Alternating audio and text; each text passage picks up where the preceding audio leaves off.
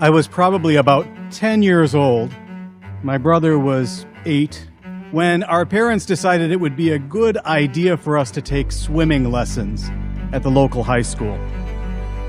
We would go once a week to learn how to swim.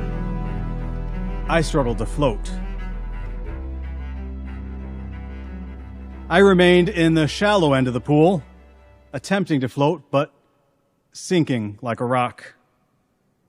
And after the umpteenth time of trying to float, I stood there in the shallow end, coughing up another lungful of water, and looked toward the deep end of the pool. There in the deep end of the pool was my younger brother. Having already advanced through all the levels of training, he was now leaping off the high dive to the thunderous applause of every man, woman, and child in that pool. Would I ever get there? Could I find my way and learn to swim, not only to float, but to swim confidently into those deep waters? I finally did find my way to that deep end of the pool. And I believe this is the challenge of our discipleship. How do we go from being rocks that sink to living stones rising to our call? Our journey in these days of Lent is another attempt for us to learn to swim. Through our prayer, our fasting, and our abstinence, we unburden ourselves from that which weighs us down, and we follow Christ into deep water, journeying from sin to grace, from death to resurrection. We seek to arrive at Easter renewed, rising up with Christ, so that we may boldly proclaim the good news and build up the kingdom of God. This was the journey of St. Peter, in whose Cathedral Basilica we gather today. We heard Jesus in the gospel declare that Simon Peter would be the rock upon which he would build the church. What confidence Jesus had in Simon Peter, that he would have the strength and the stamina, the resolution, the resolve to bear the weight of the church. Yet we know Peter's story. We know how he sunk like a stone and could not walk on water.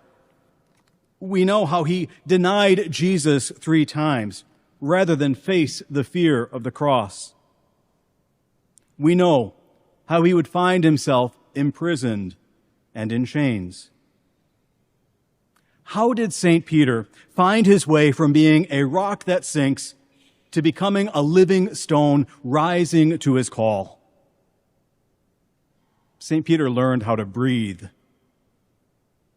The journey into deep water would no longer scare him. With a deep breath, he could face his fears, center himself in Christ, take in the strength of the Spirit. With a deep breath, we too can find the way forward.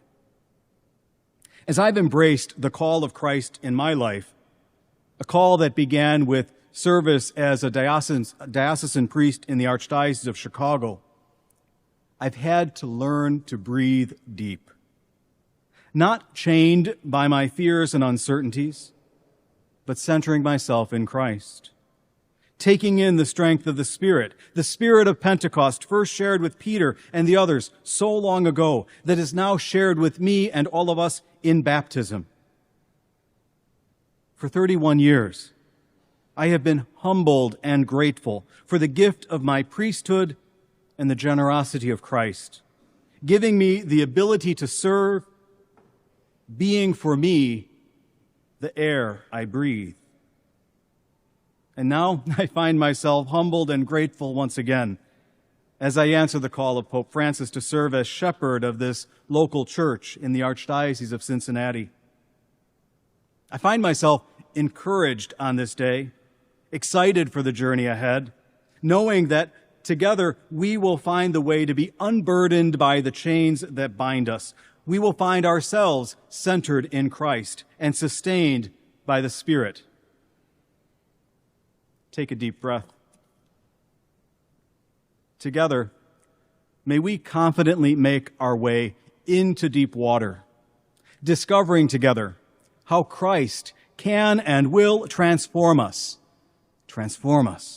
from rocks that sink to living stones rising to our call.